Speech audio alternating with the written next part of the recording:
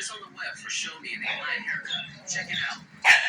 Hey, I came home and I was sitting on my patio, and my wife was in the bedroom with the TV on, and I heard her scream,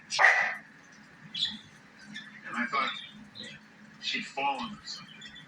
I came in and she was sitting on the edge of the bed staring at the television. And I looked at the television. Hey, no, Bird. And I saw No. Timmy's face. No. And I hadn't heard the sound of the news yet.